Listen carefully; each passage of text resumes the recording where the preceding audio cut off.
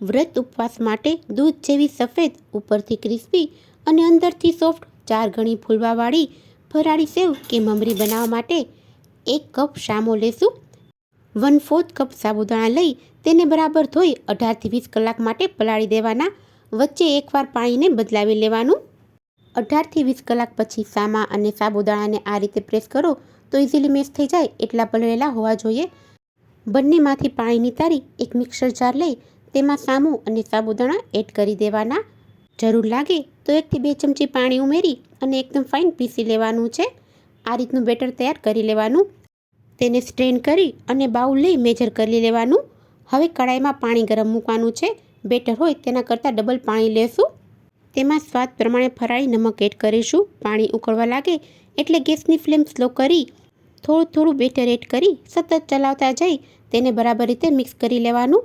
તેને ઢાંકી અને 2 મિનિટ માટે કૂક કરી ફરી પાછું મિક્સ કરી આ રીતે 10 મિનિટ સુધી કૂક કરી લેવાનું.